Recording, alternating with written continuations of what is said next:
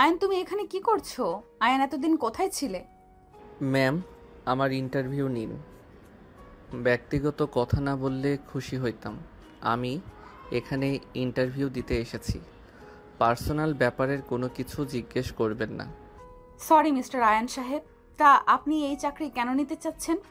অন্যের ঘাড়ে বসে আর কতদিন খাবো? এইবার নিজের কিছু করা উচিত, তাই চাকরিটা করতে চাই।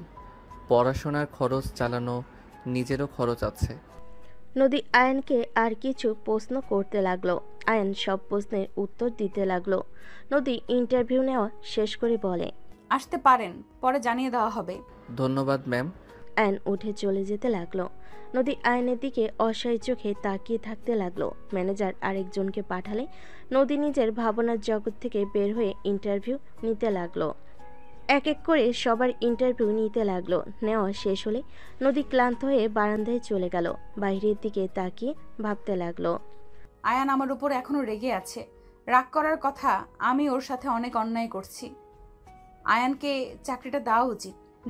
নদী কথাগুলো ভাবতে লাগলো। 7 দিন পর আয়নের ফোনে SMS আসলে আয়ন মুচকি হাসি দিয়ে বলে, আলহামদুলিল্লাহ, অবশেষে চাকরিটা পেয়ে গেলাম।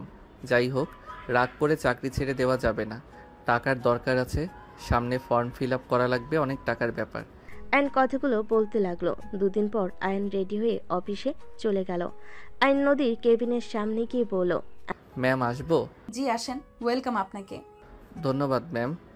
ম্যানেজারের সাথে দেখা করেন, উনি আপনাকে সব কাজ বুঝিয়ে দেবে। Okay ma'am. আয়ন কেবিন থেকে বের হয়ে গেল। ম্যানেজার রুমের সামনে পড়ল। ম্যাম, আসবো? হ্যাঁ আয়ান সাহেব আসেন। আয়ন ভিতরে চলে গেল। রাইসা বসতে বলল। আয়ন বসলো। আয়ন বলে উঠল, আমার কাজটা বুঝিয়ে দিতে বলছে ম্যাম। একটু অপেক্ষা করো।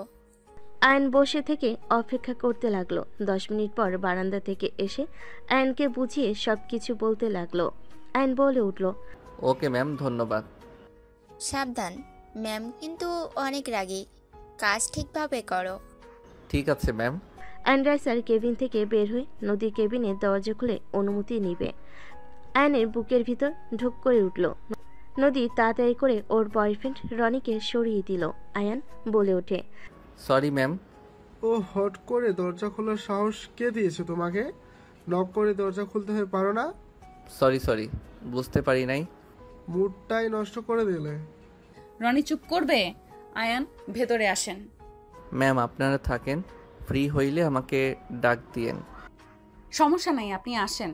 আয়ন ভিতরে গেল। নদী আয়নকে বলল, ফাইলগুলো গুছিয়ে রেডি করে দাও। আয়ন ফাইলগুলো নিয়ে সোফায় বসলো। টেবিলের উপর রেখে এক এক করে দেখতে লাগলো। আয়নের চোখের কোণায় এক ফোঁটা পানি গড়িয়ে পড়লো।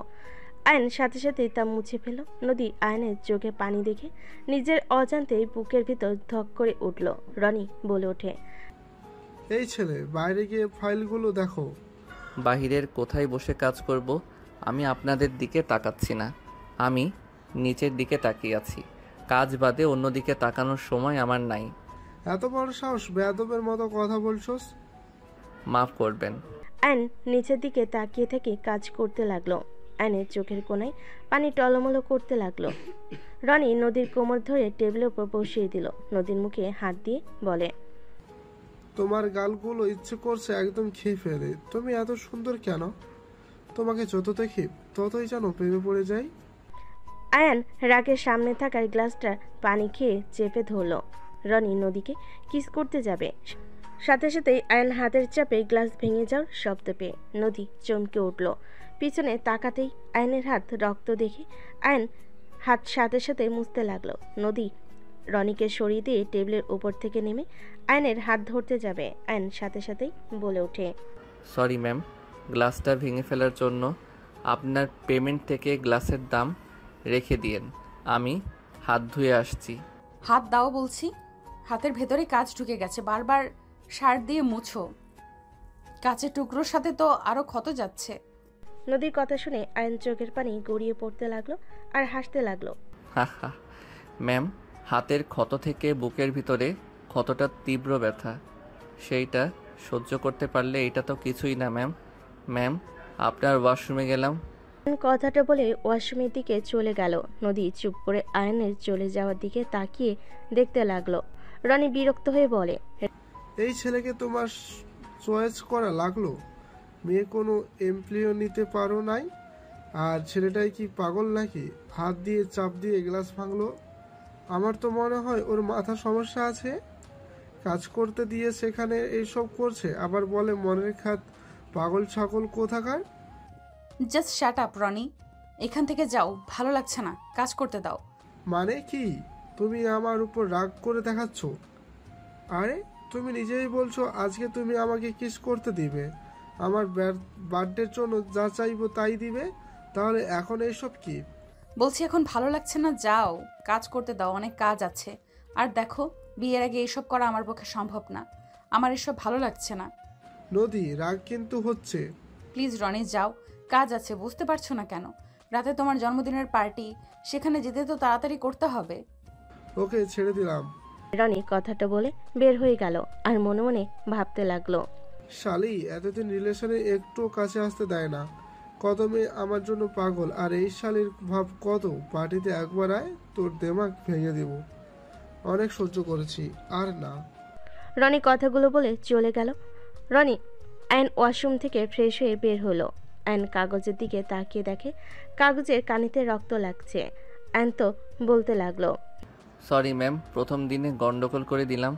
আমি এইটা অন্য কাগজে ফিল আপ করে দেই। নদী কিছু না বলে ফার্স্ট এইড বক্স বের করে নিয়ে এসে আয়নের কাছে গিয়ে বসলে আয়ন সাথে সাথেই উঠে বলে, ম্যাম কি করছেন? আমার সাথে বসছেন? বসো। দুঃখিত ম্যাম, আপনার সাথে বসার যোগ্যতা আমার নাই। নদী টান দিয়ে বসিয়ে দিল। আয়ন নদীকে বলতে লাগলো, ম্যাম, আমি সামান্য আপনার সাহায্যকারী। আমার সাথে এমন ব্যবহার আপনার মানাচ্ছে না। কোনটা মানাবে আর কোনটা মানাবে না সেটা আমি বুঝে নেব। ম্যাম, আপনি আমার বস। আপনি আপনার মতো থাকেন। আমার ব্যক্তিগত ব্যাপারে নাক গলাবেন না। চুপ, একদম চুপ, মেজাজ গরম করবে না, হাত দাও। নদী আয়নের হাত টান দিয়ে নিজের কাছে নিয়ে আসতেই আয়নের বুকে এসে লাগলে। নদী ব্যথা পেলে আয়ন বলে উঠল। সরি ম্যাম, আমি বুঝতে পারি নাই আপনি আমাকে জোর করছেন। নদী বুকে এক হাত রেখে আয়নের হাত ধরে বলল। চুপ করে থাকবে প্লিজ। আয়ন চুপ করে বসে থাকলো। নদী আয়নের হাতের কাছের টুকরোগুলো বের করতে লাগলো। আয়ন নড়ে উঠল। নদী ফো দিতে লাগলো আর বের করতে লাগলো। কাছের টুকরোগুলো বের করে পরিষ্কার করে দিতে লাগলো। রাইসা অনুমতি নিয়ে ভিতরে আসলে অবাক হয়ে যায়। রাইসা বলে ওঠে, আয়ান, কি হয়েছে আপনার? আর ম্যাম, আপনি কেন করছেন? আমার কাছে দিন, রনি স্যার জানলে অনেক রেগে যাবে। রাইসা নদীকে তুলে দিয়ে আয়নের হাত পরিষ্কার করতে লাগলো। রাইসাকে আয়নকে এভাবে স্পর্শ করতেই দেখি নদীর রাগ হতে লাগলো।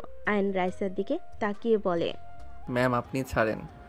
এভাবে হাত কাটলো কিভাবে? হুট করে কেটে গেছে। আয়ন রাইসার কথা বলতে লাগলো। রাইসা আয়নের হাতে ব্যান্ডেজ করে দিয়ে উঠে বলতে লাগলো, ওইখানে টাইপিং করে নিলে হবে।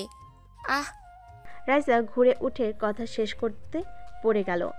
আয়ন তাড়াতাড়ি রাইসাকে তুলে বলে, ম্যাম দেখে হাঁটবেন না, আপনার হাঁটু দিয়ে তো রক্ত পড়ছে। কাজ ঢুকে গেছে নাকি? রাইসা কান্না করতে লাগলো। নদী আয়নের রাইসার কাছে আসলে আয়ন কোলে তুলে নিয়ে সোফায় বসিয়ে দিল। আয়ন নদীকে বলল, আমি বাহিরের দাঁড়াই, আপনি ওনার পাটা দেখেন, রক্ত পড়ছে, মনে হয় কেটে গেছে। কি বলছো? ম্যাম আমার পায়ে হাত কেন দিবে? আমি ঠিক আছি। কান্না করছে আবার বলে ঠিক আছে। আমি দেখছি। আপনার পায়ে ঢুকবে, ওই পাশ দিয়ে আসেন। আয়ন কাছের টুকরো পরিষ্কার করতে চাইলে নদী বলে, আরও হাত কাটতে ইচ্ছে হয়েছে নাকি? যাও বাহিরে, সরি মানে যান। আয়ন বাহিরে চলে গেল। নদী রাইসার পায়ের উপরের দিকে প্যান্ট তুলে দেখে অল্প চিড়ে গেছে। নদীকে বাধা দিলে রাইসার কোনো কথা না শুনে ব্যান্ডেজ করে দিল। নদী পিয়নকে জানিয়ে দিল। পিয়ন এসে কাজগুলো পরিষ্কার করে চলে গেল। আয়ন কেবিনের ভিতরে গিয়ে কাগজটা নিয়ে আরেকটা কাগজ বানাতে লাগলো। রাইসা আয়নের পাশে দাঁড়িয়ে দেখিয়ে দিতে লাগলো। আয়নের হাতের উপর হাত দিয়ে টাইপিং করতে লাগলো। নদী হাত মুঠো করে ফেলল। আয়ন কাজ শেষ করে রাইসাকে বলে, ধন্যবাদ ম্যাম। ওকে, কাজ করো, আমি আসছি। ম্যাম, আপনার মিটিং আগামীকাল। ও আচ্ছা, তুমি ঠিক করে ফেলেছো? জি ম্যাম, ওনাদের সাথে কথা বলছি। রাইসা নদীর সাথে কথা বলে চলে গেল। আয়ন নিজের কাজ করতে লাগলো। নদী ল্যাপটপে নিজের কাজ করতে লাগলো। এরই মাঝে মাঝে মাঝে আয়নের দিকে তাকিয়ে থাকতে লাগলো। সন্ধ্যার দিকে আয়নের ছুটি হলে বের হয়ে যায়। আয়ন রাস্তা দিয়ে হাঁটতে লাগলো। নদী গাড়ি নিয়ে যেতে আয়নকে হেঁটে যেতে দেখলো। নদী আয়নের সামনে গাড়ি থামিয়ে বলে, গাড়িতে আসো, নামিয়ে দেই। ধন্যবাদ ম্যাম বলার জন্য। আপনি যান। আয়ন কথাটা বলে হাঁটা শুরু করলো। নদী একটা দোকানে বসে চা অর্ডার দিল। চা আর পাউরুটি খেতে লাগলো। নদী আয়নের দিকে তাকিয়ে থাকতে লাগলো আর ভাবতে লাগলো, নদী, তুই ওকে নিয়ে এত ভাবস কেন? তুই তো ওকে ভালোবাসিস না আর সহ্যও করতে পারস না, তাহলে কেন ওকে নিয়ে ভাবছিস? ওই যা ইচ্ছা করুক, তাতে তোর কি? তুই তো রনিকে ভালোবাসিস। তাড়াতাড়ি ওকে ডিভোর্স দিয়ে দিতে হবে। এই বিয়ে তো জোর করে দেওয়া হয়েছিল। নদী কথাগুলো ভাবতে ভাবতেই ড্রাইভারকে চলে যেতে বলল। নদী চলে গেল। আয়ন চা পাউরুটি খেয়ে বিল দিয়ে রাস্তা দিয়ে হাঁটতে লাগলো। ব্রিজের উপর উঠে বসে পড়লো। বসে থেকেই ভাবতে লাগলো। ফ্ল্যাশব্যাক। তুই নিজেকে কি ভাবস? আমার স্বামী, আমি তোমাকে স্বামী হিসেবে মানি না। আমি মরে গেলেও তোকে আমার স্বামী হিসেবে মানবো না। আমি তোকে পছন্দ করি না, জীবনে করবও না।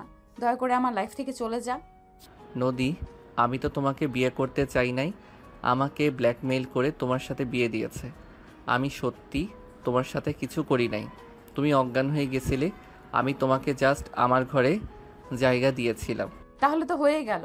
আমিও তোকে ভালোবাসি না, তুইও না। তাহলে দয়া করে আমার পেছনে পেছনে আসিস না। ডিভোর্স লেটার দিলে সাইন করে দিস।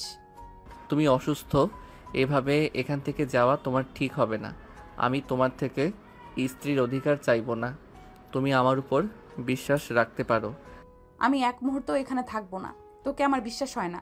আমি তোমার স্বামী, আর আমি যখন বলছি আমি তোমার কাছেও যাব না। Just shut up. আমি তোকে স্বামী হিসেবে মানি না, কতবার বলবো? মানতে হবে না, জ্বরওয়ালা মানুষ শুয়ে থাকেন। অ্যান কথাগুলো বলে ঘর থেকে বের হয়ে গেল। হঠাৎ অ্যান ভাবনার জগৎ থেকে বের হয়ে দেখে ওর সামনে একটা বাচ্চা ছেলে এসে বলছে, ভাইয়া আমাকে কিছু টাকা দিবেন, অনেক ক্ষুধা লাগছে, আমি 4 দিন ধরে কিছু খাই নাই। অ্যান ছেলেটাকে বলে। তোমার বাবা মা নাই? অ্যানের কথা শুনে ছেলেটা বলে, আমার মা মারা গেছে, বাবা বেঁচে আছে, কিন্তু সেই নতুন মা নিয়ে এসেছে, সেই আমারে বাসা থেকে বের করে দিছে। ছেলেটাকে 20 টাকা বের করে দিয়ে বলে, আমার কাছে এই 20 টাকা আছে, আর কোনো টাকা নাই। আয়নের কথা শুনে ছেলেটা খুশি হয়ে বলে, ধন্যবাদ ভাইয়া। বলে আয়ন ছেলেটাকে 20 টাকা বের করে দিয়ে বলে। আয়ন বলে চলে গেল। আয়ন উঠে ব্রিজের গ্রিল ধরে আকাশের দিকে তাকিয়ে থাকতে লাগলো। রাত 1টা পর্যন্ত ওখানে বসে থাকলো। আয়ন উঠে হাঁটতে লাগলো। হঠাৎ একজনের সাথে ধাক্কা লাগলো। আয়নের ধাক্কা খেয়ে মেয়েটা সোজা আয়নকে নিয়ে পড়ে গেল। আয়ন মাথায় ব্যথা পেল। মেয়েটা ভয়ে কান্না করতে করতে বলে, আমাকে সাহায্য করেন প্লিজ। আয়ন নদীর কণ্ঠ শুনে চমকে গেল। আয়ন নদীকে নিয়ে উঠে পড়ল। এদিকে কিছু ছেলেদের আসতে দেখে আয়ন নদীকে ঘুরিয়ে ঠোঁটের সাথে ঠোঁট বসিয়ে দিল। নদী ছুটতে চাইলে আয়ন নদীর কোমর নিজের সাথে চেপে ধরল। আয়নের হাত সরিয়ে দিতে গেলে নদী হাতে ব্যান্ডেজ দেখে আয়নের শরীরে ঘ্রাণ চুপ করে থাকলো। ছেলেগুলো আয়নদেরকে দেখে হাসতে হাসতে বলতে লাগলো, বা ওইটাও রাগ, এগুলো কিছু পিক তুলে নেই। রাস্তার ভিতরে রোমাঞ্চ। ছেলেগুলো কথাগুলো বলে কিছু পিক তুলে হাসতে হাসতে সামনের দিকে দৌড়ে চলে গেল। আয়ন নদীকে ছেড়ে দিলে নদী আয়নকে দেখে শক্ত করে জড়িয়ে ধরে কান্না করতে করতে বলল, আয়ান, তুমি? আমি তো ভয় পেয়ে গেছিলাম। আয়ন নদীকে সরিয়ে দিয়ে পাজকলে তুলে নিল। নদীকে নিয়ে হাঁটতে লাগলো। নদী আয়নের গলা জড়িয়ে ধরে অঝরে কান্না করতে লাগলো। আয়ন ওইখান থেকে হেঁটে সোজা ওর বাসায় নিয়ে গেল। দরজার সামনে নামিয়ে দিয়ে সেকল খুলে দিয়ে বলল, ভিতরে আসেন। আপনার বাসায় যাওয়ার জন্য গাড়ি এখানে পাওয়া যাবে না, অনেক রাত হয়ে গেছে। এখানে রাতটা থেকে যান, আর না হয় আপনার ড্রাইভারকে কল দেন। আয়ন কথাগুলো বলে ঘরের ভিতর ঢুকে পড়ল। নদী ঘরের ভিতরে ঢুকে সোজা আয়নকে পিছন থেকে জড়িয়ে ধরে হাউমাউ করে কান্না করতে লাগলো আর বলতে লাগলো, আয়ান, আমাকে ক্ষমা করে দাও। আমি যার জন্য তোমাকে এত কষ্ট দিয়েছি, অপমান করেছি, সেই মানুষটা আজ আমার ইজ্জত কেড়ে নিতে চেয়েছিল। এইটা আমার পাপের শাস্তি। হাজব্যান্ড থাকতেও আমি বয়ফ্রেন্ডকে আপন ভেবেছি। তুমি আমাকে ক্ষমা করে দাও প্লিজ। আয়ন পিছনের দিকে ঘুরে নদীকে সরিয়ে দিয়ে বলে, কান্না থামান।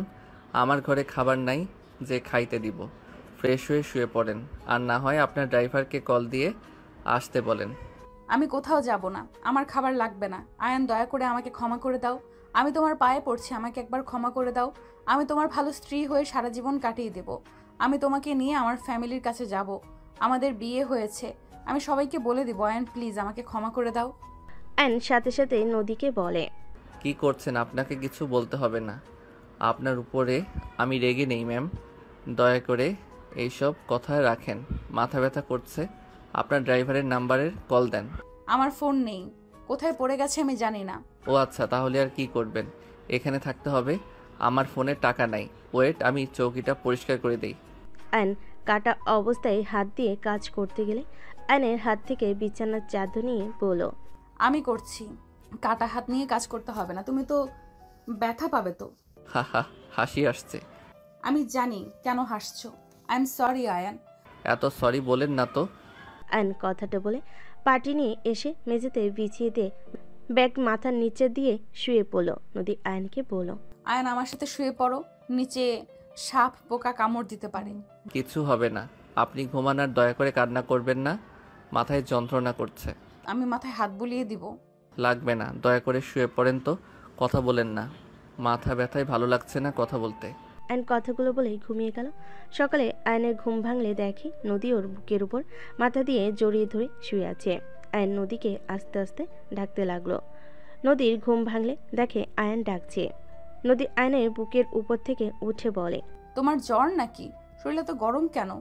নদী আয়নের কপালে হাত দিয়ে চেক করে দেখে বলল। তোমার তো জ্বরে শরীর পুড়ে যাচ্ছে। আমার কথা ভাবা লাগবে না। আর উপরে শুয়ে থাকা বাদ দিয়ে আমার কাছে কেন শুয়ে পড়ছিলেন? হাজবেন্ড নিচে শুবে আর আমি উপরে ঘুমাবো? ন্যাকামি করবেন না দয়া করে। যাই হোক, ফ্রেশ হয়ে নিবেন, চলেন। আয়ন নদীকে তুলে রুম থেকে বের হয়ে কলপারে নিয়ে গেল। ডান হাত দিয়ে কল চাপ দিয়ে পানি বের করতে লাগলো। নদী হাত মুখ ধুয়ে বলে।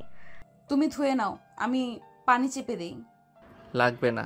আয়ন ডান হাত দিয়ে চাপ দিয়ে পানি ধরতে গেলে আগের পানি পড়ে যেতে লাগলো।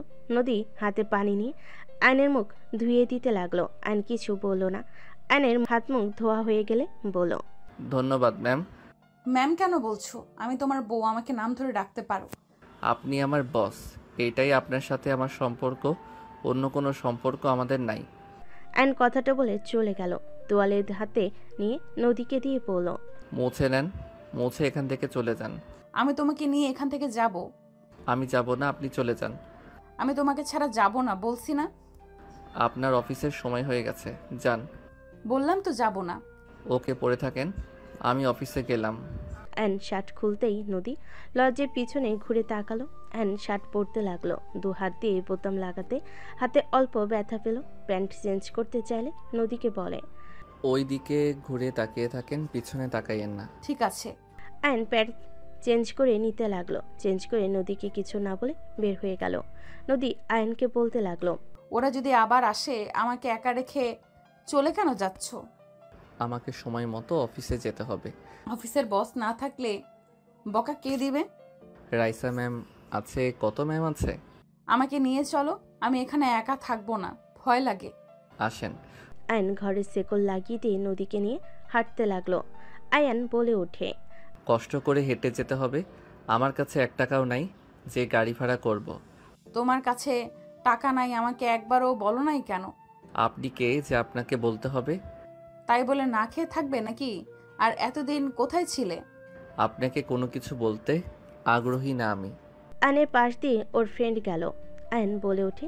রাকিব। অফিসে যাস নাকি? এই শোন, 50 টাকা হবে? আছে। দে, আমি বেতন পাইলে দিয়ে দিব। আমি তোকে বলেছি এখন দিতে। না মানে, টাকা চাইতে শরম লাগে। ফালতু, আমার সামনে ন্যাকামি করবি না। আমি তোর ফ্রেন্ডই নই। আয়ন রাকিবের হাত থেকে টাকা নিয়ে বলল। ধন্যবাদ দোস্ত, এই দিন এইটা দিয়ে বাসায় চলে যান। লাগবে না। নিতে বলছি, নেন। কইলাম তো যাব না, তোমার সাথে হেঁটে যাব। আমার এত ন্যাকামি ভালো লাগছে না। এই নেন, যান চলে। কে রে এটা? কেউ না, তুই যা, আমি যাচ্ছি। আয়ন নদীর হাতে টাকাটা দিয়ে হাঁটা শুরু করে দিল। নদী ওর পিছনে যেতে নিবে, তখন আর সামনে দিয়ে গাড়ি থামলে নদী চলে গেল। আইন অফিসে চলে গেল। অফিসে গিয়ে নদী কেবিনে গিয়ে বসে থাকতে লাগলো। কেবিনটা গোছাতে লাগলো। গোছানো শেষ করে সোফায় বসে থাকতে লাগলো। নদী 10টার দিকে অফিসে আসলে আয়ন উঠে সালাম দিল। নদী আয়নকে বলল, এগুলো খেয়ে নাও। ম্যাম, আপনি বস হয়ে নাটক করবেন না তো? যা বলছি তাই করো। এত ন্যাকামি করলে আমি আপনার অফিসের জব ছেড়ে দিব। না খেয়ে থাকবে নাকি? গতকাল সন্ধ্যায় চা একটা রুটি খাইছো। দেখো তাড়াতাড়ি খেয়ে নাও, মাথা ঘুরে পড়ে যাবে না খেয়ে থাকলে। এত ভাবা লাগবে না। নদী আয়নের কাছে আসলে আয়ন চলে যেতে নিলে আয়নের হাত ধরে টান মেরে বসিয়ে দিয়ে আয়নের কোলে বসে আয়ন ভেবাচাকা খেয়ে গেল। নদী খাবার হাতে নিয়ে আয়নের মুখের দিকে এগিয়ে দিলে আয়ন মুখ ঘুরিয়ে নিলে নদী আয়নের গালে কিস করে বলে, আমার পিচ্চি বরটা একটু দেখি, এই দিকে ঘুরো না বাবু। ওই যান, দেখি একটু। নদীর মুখে বাবু জান ডাক শুনে রাগে সরিয়ে দিয়ে বলে, একদম আমাকে বাবুজান বলবেন না। আপনার বয়ফ্রেন্ডকে গিয়ে বলেন আমি কারো কিছু হই না। আয়ন রেগে অফিস থেকে বের হয়ে যাবে। তখনই রাইসা ভেতরে ঢুকতেই আয়নের সাথে ধাক্কা লেগে পড়ে যাবে। আয়ন সাথে সাথে রাইসাকে হিরোদের মতো ধরে ফেল। দুজন একে অপরের চোখের দিকে তাকিয়ে আছে। নদীর রাগ হতে লাগলো। রাইসা, রাইসার সাথে সাথে ভাবনার জগৎ থেকে বের হইলে আয়ন রাইসাকে ছেড়ে দিল। রাইসা আয়নকে বলল, আয়ান কোথাও যাও, এইদিকে আসো। আয়ন রাইসার সাথে গেল। রাইসা বলে ওঠে, ম্যাম, আপনি 11টার দিকে চলে আসেন। আমি আয়ান ওইখানে মিটিংয়ের জন্য রেডি করতে গেলাম। আপনি যান, আয়ান আমার সাথে যাবে। ঠিক আছে, তাহলে আয়ান সব কিছু রেডি করে ম্যামের সাথে চলে আসো। রাইসা চলে গেল। নদী আয়নের হাত ধরে চেয়ারে বসিয়ে দিয়ে বলল, আমি ভুল করছি, এই জন্য এই না যে আমি আমার বয়ফ্রেন্ডকে বাবু জান বলছি। দেখলাম তো যে মানুষ বয়ফ্রেন্ডকে কিস করতে দেয়, সেই মেয়ে যে আর কি কি করছে সেটা আমাকে আর বোঝাতে হবে না। কি বলতে চাও তুমি? আমার বয়ফ্রেন্ডের সাথে আমি নোংরামি করছি? তো কি, কতবার শারীরিক সম্পর্ক করছেন সেখানে বলেন আপনি বাবুজান বলেন না। আমার কপালে কি বোকা লেখা আছে নাকি? আর কি বলেন আপনার বয়ফ্রেন্ড রেপ করতে দিয়েছিল? হাহা, সো ফানি। আয়নের কথা শুনে নদীর রাগ কন্ট্রোল করতে পারল না, থাপ্পড় মারল ঠাস ঠাস করে। আয়ন রেগে নদীর হাত ধরে ধাক্কা মেরে ফেলে দিয়ে বলে, কি পাইছস আমাকে? হ্যাঁ, আমি খেলনা পুতুল যে তোর মনের ইচ্ছে শুধু থাপ্পড় মেরে যাবি? তোর অফিসের চাকরি তুই কর, আমাকে করতে হবে না। আল্লাহর কাছে কতবার কইলাম তোর সামনে যেন না পড়ি। সেই তোর অফিসে চাকরি হলো, যত সব ফালতু কপাল নিয়ে জন্মগ্রহণ করছি, সব সময় খালি ঝামেলা লেগে থাকে। আয়ন রেগে কথাগুলো বলে বের হয়ে গেল। নদী চেয়ারের সাথে কপালে ব্যথা পেয়ে ওইখানেই অজ্ঞান হয়ে গেল। আয়ন অফিস থেকে বের হয়ে রাস্তা দিয়ে আনমনে হাঁটছিল। হঠাৎ করে আয়নের সামনে একটা গাড়ি এসে থামলো। আয়ন কিছু বলার আগে কয়েকজন জোর করে আয়নকে তুলে ফেলল। 3 সপ্তাহ পর। ম্যাম, হুট করে ছেলেটা উধাও হয়ে গেল, কোনো খোঁজ খবর নাই। ওনার ঠিকানায় গেলাম, কেউ বলতে পারে না। বাদ দাও, যাই হোক সবাইকে ছুটি দিয়ে দিও, আমি বের হচ্ছি। নদী বের হয়ে গেল। গাড়ি নিয়ে সোজা বাসায় চলে গেল। ফ্রেশ হয়ে রেডি হয়ে বাবা মা ভাই বোনের সাথে বের হয়ে গেল। সন্ধ্যার ভিতরে নদীর আব্বুর বড় চাচার বাড়ির সামনে গিয়ে নামলো। 5 জন বাসার ভিতরে গেল। দেখে একজন ফুলদানি টি টেবিলে বাড়ি দিয়ে বলছে, আমি বলছি না আপনাদের সাথে আমি থাকবো না, বারবার কেন আমাকে এখানে নিয়ে আসেন? আমি কতবার বলবো আমি আপনাদের কারোর সাথে সম্পর্ক রাখতে চাই না। দুর্নীতিবাজ সাথে সম্পর্ক রাখার থেকে না খেয়ে মস্ত্রা যাওয়া ভালো। আইন কথাগুলো বলে পিছনে ঘুরে চলে যেতে নিবে। আইন নদী দুজনকে একে অপরকে দেখে চমকে গেল।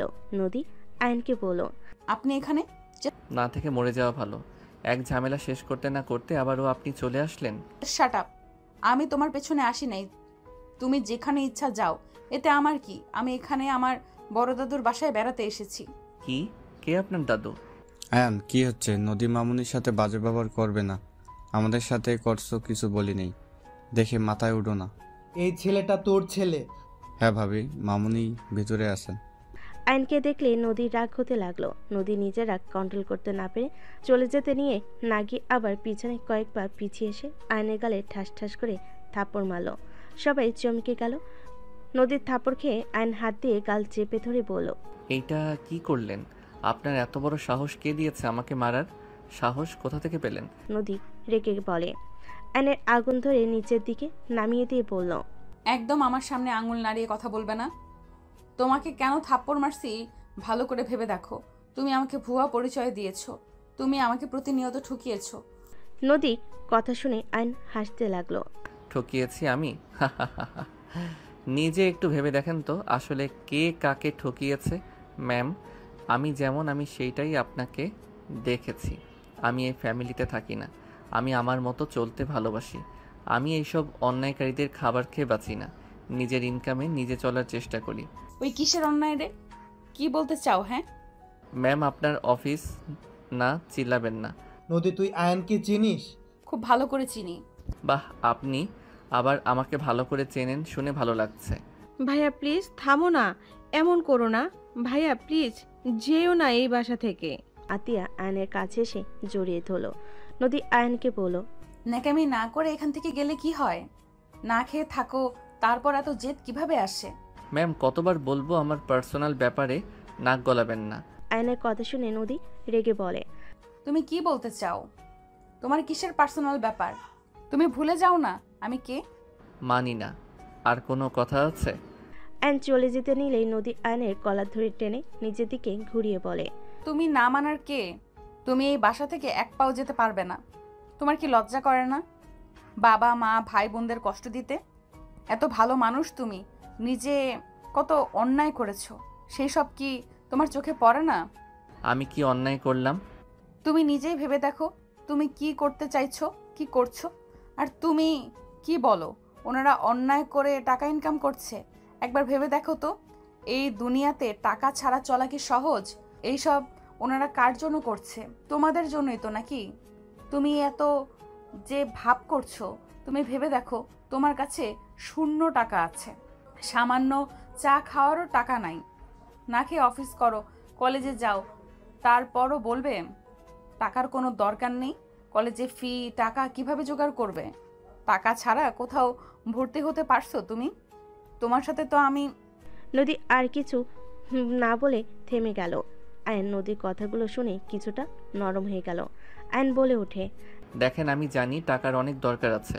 ওনার বাপের জন্য একটা ফ্যামিলি শেষ হয়ে গেছে। মিথ্যাকে উনি সত্যি বানিয়ে সত্যিকে মিথ্যা বানিয়ে দিয়েছিল। সেখানে বলবেন ওনাদের টাকা আমাকে চলতে হবে।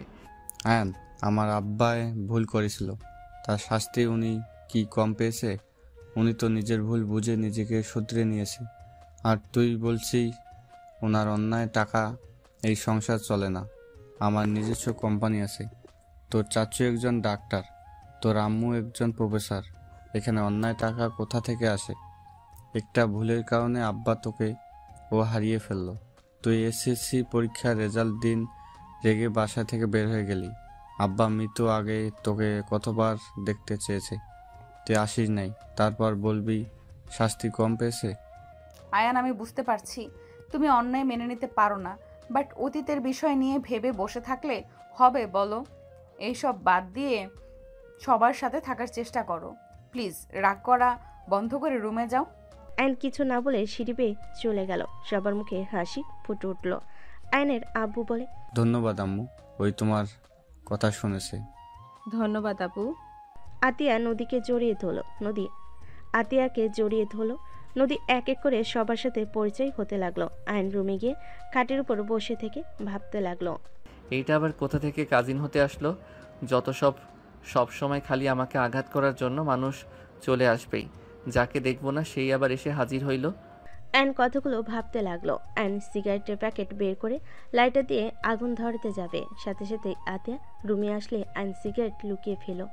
আয়নকে দেখে আতিয়া বলে, ভাইয়া তোমাকে খাওয়া দেই? সরি বনু। সরি কেন বলছো ভাইয়া? প্লিজ ভাইয়া, তুমি আমাদের ছেড়ে যেও না।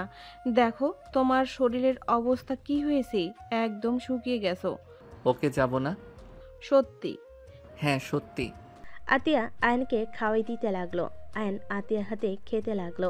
বনু, আর খাবো না। ঠিক আছে, আর এক লোকমা নাও।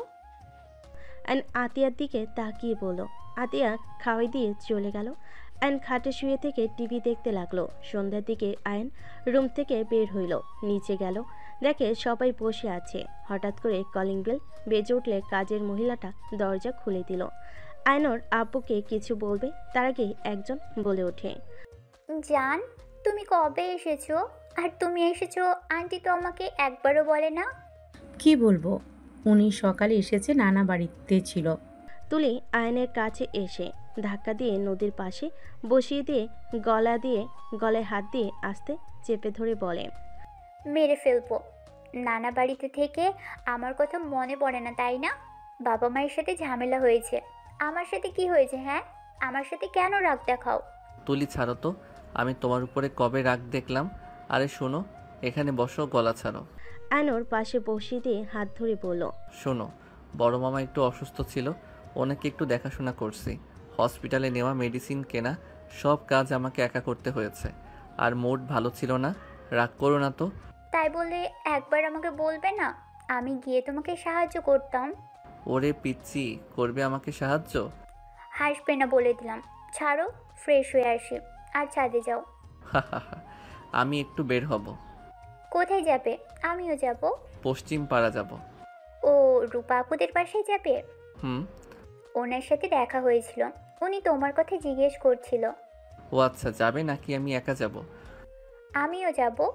আঙ্কেল আন্টি আব্বু আম্মু আসলে বলবেন আমি আয়নের সাথে চলে গেছি। ঠিক আছে। আয়ন তুলি বের হয়ে গেল। নদী বলে ওঠে, আন্টি, এই মেয়েকে? আমার ছোট ননদের মেয়ে। আয়নের হবু বউ তাহলে এই মেয়ে? মাশাল্লাহ, দুজনকে অনেক সুন্দর মানিয়েছে। দোয়া করেন ওদের জন্য। মানে ওই মেয়েটা আয়নের হবু বউ? হ্যাঁ। কথাটা শুনে নদী চুপ হয়ে গেল। এদিকে আয়ন তুলি দুজন সাথীদের বাসে গিয়ে সবার সাথে সময় কাটিয়ে রাত 8টায় বাসে আসলো। দুজন হাসাহাসি করে বাসার ভিতরে ঢুকলো। নদী আয়ন তুলির দিকে তাকিয়ে থেকে দেখতে লাগলো। আয়ন তুলির আব্বু আম্মুকে সালাম দিয়ে বলল, শ্বশুর শাশুড়ি ব্যাপার কি? আপনাদের কি আমার বউ ঠিক মতো খেয়াল রাখে না নাকি যে শুকিয়ে গেছেন? আয়নের কথা শুনে সবাই হাসতে লাগলো। তুলির আম্মু কিছু বলার আগেই তুলি কোমরে হাত দিয়ে বলে, বাজে কথা বলবে না। আমার কথা কি তোমার শ্বশুর শাশুড়ি শুনে নাই কি? ঠিক মতো খায় না। বড় আপু কত বকা দেয়, তাও দুইজন শুনে না। কিছু বললে বলবে খেতে ইচ্ছে করছে না, তোর দুই বোন খেয়ে নে, চা বানিয়ে দিয়ে যাস। আহারে, বউটাকে শুধু শুধু ভুল বুঝলাম। আয়ন মাথায় আদর দিয়ে সাথে সাথে চুল টেনে দিলে। তুলি আয়নের দিকে রাগি লুক নিয়ে তাকাতেই আয়ন অন্যদিকে তাকিয়ে বলে, আমাকে মনে হয় কেউ ডাকছে। কেউ ডাকছে নাকি? কি করছে? ওয়েট। তুলি মারতে যাবে, সাথে সাথে আয়ন দৌড়ে শীতে উঠে মুখ ভেঙচি দিলে সবাই হাসতে লাগলো। নদীর আব্বু বলতে লাগলো, এই দুজন তো দেখি ভাই আর ভাবির মতো ঝগড়া করা শুরু করছে। ঠিক বলেছেন, আর ওনারা এখনো এই কাজগুলো করে। সবাই কথা বলতে লাগলো আর নদী বিরক্ত হয়ে উঠে চলে গেল। আয়ন্স রুমে গিয়ে ফ্রেশ হয়ে ছাদে চলে গেল। ছাদে গিয়ে দোলনায় বসে থেকে আকাশের দিকে তাকিয়ে থাকতে লাগলো। হঠাৎ করে কেউ একজন বলে উঠল, কি ব্যাপার মিস্টার আয়ন চৌধুরী? হবু স্ত্রীকে রেখে এখানে কি করেন? নদীর কণ্ঠ শুনে আয়ন পিছনের দিকে ঘুরে তাকিয়ে বলল, কি বলতে চান? কি বলবো, যা শুনছেন সেটাই বললাম। ওই আমার কাজিন হবু বউ না? আয়নের কথা শুনে নদী হাসতে লাগলো আর বলতে লাগলো, আয়ন চৌধুরী মিথ্যা কম বলেন। আপনাদের বিয়ে ঠিক করা হয়েছে আর আপনি এমন ভাব করছেন মনে হয় কিছুই জানেন না। আমি বিবাহিত, আমি আবার অন্য কাউকে কেন বিয়ে করব? আপনি বিবাহিত, ডিভোর্স দিয়ে দেন। আর ওই মেয়েটা তো অনেক ভালো, বিয়ে করেন, সুখে থাকবেন। আমি তো নোংরা মেয়ে, ডিভোর্স লেটার পাঠিয়ে দিয়েন।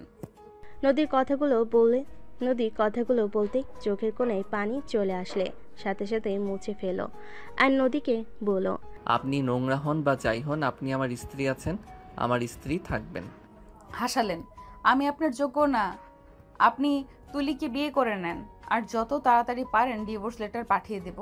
আপনি যদি পাঠান তাহলে তো আরো ভালো হয়। কি বলতে চান? আমাকে ডিভোর্স দিয়ে আপনি খুশি হবেন নাকি? অবশ্যই, আমি তো জানি আমি কেমন। তাও হুদাই আমার লাইফটা নষ্ট করার কোনো মানে হয় না। এখান থেকে যান, আপনার কোনো কথা শোনার ইচ্ছা আমার নাই। অ্যান্ড কথাটা বলে ঘুরে আকাশের দিকে তাকিয়ে থাকতে লাগলো। নদী চোখের পানি মুছতে মুছতে চলে গেল। আয়ন কিছুক্ষণ থাকলে খাবার খাওয়ার জন্য ডাক দিলে আয়ন নিচে চলে গেল। সবার সাথে বসে খাবার খেতে লাগলো। হঠাৎ করে আয়নের আম্মু বলে, নদীমা, আমার ছেলে রাফিকে তোমার কেমন লাগে? মানে? মানে ওর কেমন লাগে তোমার? ওই ভালো নাকি খারাপ? জি অনেক ভালো রাফি ভাইয়া। তোমার কি পছন্দ হয় নাকি আরও কিছুদিন রাফির সাথে মিশে দেখবে? সরি আন্টি, আমি ঠিক আপনার কথা বুঝতে পারছি না। আসলে নদী, তুই রেগে যাবি তাই আমি চুপ ছিলাম। আমরা তোর রাফির বিয়ে ঠিক করে রেখেছি। তোরা দুজন এখন বিবাহর যোগ্য হয়ে গেছস, তাই এখন তুই রাফি একে অপরের সম্পর্কে ভালোভাবে দেখ, দুজন একে অপরের জন্য পারফেক্ট নাকি। নদীর আব্বুর কথা শুনে আয়ন ওর ভাইয়া রাফি আর নদীর দিকে তাকালো। নদী আয়নের দিকে তাকিয়ে থাকলো রাগী লুক নিয়ে। আয়ন মাথা নিচের দিক করে নিল। নদী রেগে বলে, রাফি ভাইয়া অনেক ভালো, ওকে দুজন একে অপরকে দেখে থাকি। যদি আমাদের দুজন একে অপরকে ভালো লাগে তাহলে বিয়ে করব, আপনাদের সবাইকে জানিয়ে দেব। নদীর কথা শুনে সবাই খুশি হলে আয়ন রাগে উঠে পড়ে। নদীর দিকে গ্লাসে পানি ছুঁড়ে মারে। নদী পানিতে ভিজে চিল্লাইয়ে বলে, হচ্ছেটা কি? আপনার সাহস কি করে হয় আমাকে এইভাবে ভিজিয়ে দেওয়ার? আয়ান, এইটা কি করলে? মাথা ঠিক আছে? সবার সাথে রাগ দেখানোর মানে কি? আর এখানে নদী মামুনি কি করছে যে তার মুখে পানি ছুঁড়ে মারলে? আয়ন রেগে নদীকে বলে, নদীর সীমা অতিক্রম করো না, নিজের সীমানার ভিতরে থাকো। এই কিসের সিনেমা? হ্যাঁ, আমি আমার সিনেমার ভেতরে আছি, আপনি নিজের সিনেমার ভেতরে থাকেন। আয়ান, চুপ করবি তুই? ওই তোর বড় ভাইয়ের বউ হতে যাচ্ছে। আয়ন ওর আম্মুর কথা শুনে কিছু বলতে যাবে, সাথে সাথে ওর ভাই রাফি আয়নকে থামিয়ে বলে, আয়ান, ব্যাস অনেক হয়েছে। আর একটা কথা শুনতে চাই না। তুই আমার হবু স্ত্রীর সাথে খারাপ ব্যবহার করে কথা বলতে পারিস না। আর এই তোর ভাবি বড় বোনের মতো হয়, সম্মান দিয়ে কথা বল। কিছু বলি না বলে মাথায় উঠে গেছস, তাই না? রাফির কথা শুনে আয়ন রেগে নদীর দিকে তাকিয়ে বলল, আজ তোকে সবার সামনে প্রেজেন্ট করা যাইতো, তুই আমার সাথে যা করছস তোর জন্য কাউকে কিছু বলতেও পারছি না। একটা কথা মাথায় রাখ, আমি তোর বিয়ে হতে দিব না। কে আপনি যে আমার বিয়ে হতে দেবেন না? আর আমি আপনার কি ক্ষতি করেছি? হ্যাঁ, কি করছস জানোস না? আয়নের গালে ওর ভাই থাপ্পড় মেরে বলে, ওই তোর বড় হয়ে আপনি বলে, আর তুই ছোট হয়ে ওকে তুই তুই করে কথা বলস। আম্মু, এই তোমার ছেলে দেখো কতটা বেয়াদব একটা ছেলে তৈরি হয়েছে, বড়দের সম্মান করতে জানে না। আয়ন গালে হাত রেখে আয়ন রেগে চেয়ারে লাথি দিয়ে ফেলে দিয়ে চলে গেল। নদী আয়নের চলে যাওয়ার দিকে তাকিয়ে থেকে ভাবতে লাগলো, যে পর্যন্ত নিজের মুখে সবার সামনে আমাকে স্ত্রীর পরিচয় দিবে না ততদিন দেখো আমি তোমার কি হাল করি। অন্য মেয়ের সাথে ঘষাঘষি করা বের করব, আমিও বুঝিয়ে দেব আমার কেমন লাগছে। আমাকে কষ্ট দেওয়া বের করব। নদী কথাগুলো ভাবতে ভাবতে হঠাৎ আয়নের আম্মুর কথা নদী শুনে ভাবনার জগৎ থেকে বের হয়ে বলল, আন্টি, আমি কিছু মনে করি নাই, আপনি প্লিজ এতবার ক্ষমা চাইবেন না। মামি ওয়েট, আমি বুঝতে পারছি না আয়ন হঠাৎ করে ওনার উপরে রেগে গেল কেন? আয়ন তো মেয়েদের সম্মান করে, কখনো তো অসম্মান করতে দেখি নাই। দিন দিন বেয়াদব হয়ে যাচ্ছস, আর সব দোষ আম্মু আব্বু সব সময় ছেলেকে মাথায় তুলে রাখে, এই জন্য আজ এই অবস্থা। যদি শাসন করতো তাহলে নদীর সাথে আজ এমন করতে সাহস পেত না। ভাইয়া থামেন, যা হওয়ার হয়ে গেছে, আমি আসছি, পোশাক চেঞ্জ করে আসি। নদী কথাগুলো বলে চলে গেল। আয়ন খায়াতে শুয়ে থেকে ভাবতে লাগলো, বেহায়া মেয়ে জামাই থাকতে বাহিরে জামাই খুঁজে ভাসুরকে জামাই বানাবে, যত সব ফালতু মেয়ে। আয়ন কথাগুলো ভেবে রাগে ফুলতে লাগলো। আর এইদিকে নদী পোশাক চেঞ্জ করে খাটে বসতেই রাফি এসে নদীকে বলল, আসবো? হ্যাঁ ভাইয়া আসেন। রাফি খাবারের প্লেট নিয়ে ভিতরে আসলে নদী বেশ অবাক হয়ে গেল। রাফি খাবারের প্লেটটি টেবিলের ওপর রেখে বলে, খাবার খেয়ে নাও। ভাইয়া এত কষ্ট করার কি দরকার ছিল? আয়নের জন্য তো খেতে পারলে না, তাই আবার নিয়ে আসলাম, খেয়ে নাও। আর দয়া করে আমার ভাইটার উপরে রাগ করো না, ওই একটু রকচটা, ওই যেটাই ভালো মনে করে তাই করে, কারোর কথা কখনোই শোনে না। কিন্তু বুঝতে পারছি না তোমার উপরে ও কেন রেগে গেল। ওকে আগে কখনো মেয়েদের সাথে এমন ব্যবহার করতে দেখি নাই। রাফির কথা শুনে নদী বলে ওঠে, ভাইয়া আপনাকে আমার কিছু কথা বলার ছিল। আগে খাবার খেয়ে নাও, তারপর বলবে। তাড়াতাড়ি খাও, 10টা বেজে গেছে। তোমার তো মনে হয় অনেক ক্ষুধা লেগে গেছে, খাও।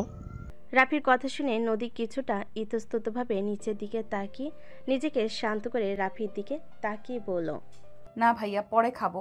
আমার মনে হচ্ছে আপনাকে কথাটা বলে দেওয়াই ভালো হবে। আপনাকে আমি বিশ্বাস করে কিছু বলতে চাচ্ছি। আপনি যদি অনুমতি দেন তাহলে কথা বলা শুরু করব। নদীর কথা শুনে রাফি বেশ অবাক হয়ে গেল। নদীর দিকে তাকিয়ে বলে, ওকে বলো, কি বলতে চাও শুনি একটু। ভাইয়া, আপনি প্রমিস করেন আমার সম্পূর্ণ কথা না শুনে রেগে যাবেন না আর কাউকে কিছু বলবেন না? কি এমন কথা, এত ইতস্তত বোধ করছো কেন? প্রমিস করেন। ওকে বলবো না, বলো। আয়নের রেগে যাওয়ার কারণ হইল আমি আয়নের স্ত্রী। নদীর কথা শুনে রাফি উঠে পড়ল বসা থেকে। নদীর দিকে অবাক দৃষ্টিতে তাকিয়ে বলে, এসব কি বলো? আয়ান কি আর তুমি কি এই আমাদের না জানিয়ে বিয়ে করতে পারে না? আমি সত্যি বলছি, আমাদের বিয়ে হয়েছে। আমি আপনাকে প্রথম থেকে সব খুলে বললে বুঝতে পারবেন। আয়ান ক্লাস 10-এ যে গ্রামে থাকতো, আমি সেখানে ট্যুরে গেছিলাম। আমি অসুস্থ হয়ে গেলে আয়ান আমাকে ওর বাসায় নিয়ে যায়। ওখানে আমি অজ্ঞান হয়েছিলাম, বাট ওখানে কিছু মানুষজন আমাদের অন্য কিছু ভেবে জোর করে বিয়ে দিয়ে দেয় ওর সাথে। আমার সংসার জীবন 7 দিনের ছিল। কি এত কিছু হয়ে গেছে? আয়ান আমাকে একবারও বলে নাই? শুধু আমাকে কেন, ফ্যামিলির কাউকেই বলে নাই? আসলে আমি ওকে স্বামী হিসেবে মানি নাই। আমি ওকে অনেক কষ্ট দিয়েছি। যেমন? নদী রাফিকে সবকিছু খুলে বলতে লাগলো। কথা বলা শেষ হলে বলল, এজন্য আমিও চুপ করে আছি। ওই যে পর্যন্ত আমাকে বউ হিসেবে সবার সামনে পরিচয় না দিবে, ততদিন পর্যন্ত আমি চুপ করে থাকবো। আর আপনার সাহায্য লাগবে। হ্যাঁ বলো, কি সাহায্য? নদী বাহিরের দিকে তাকিয়ে থেকে ভালোভাবে দেখে রাফিকে আস্তে আস্তে বলতে লাগলো। কথা বলা শেষ হলে রাফি বলে, ঠিক আছে, আচ্ছা থাকো, আমি যাই। ওকে ভাইয়া।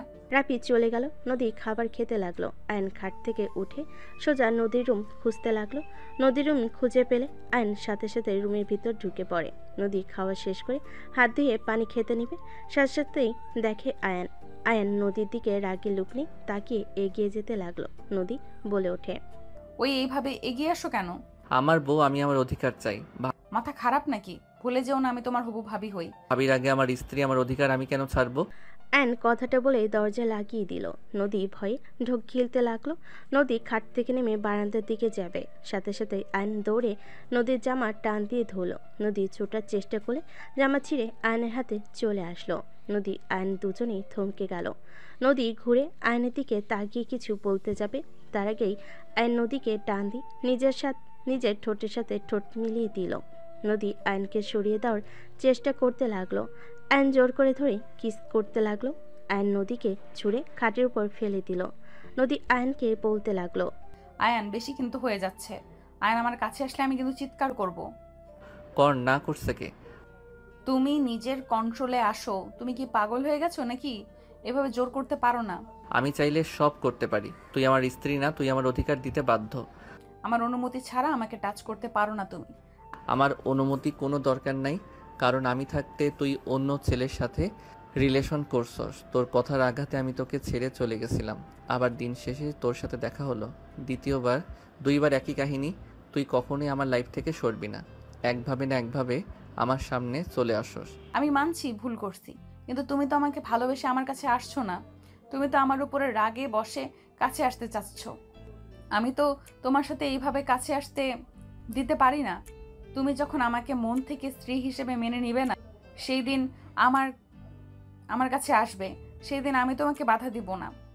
তুমি আজ যদি আমার সাথে কিছু করো তাহলে বুঝবো তুমি আমাকে রেপ করছো।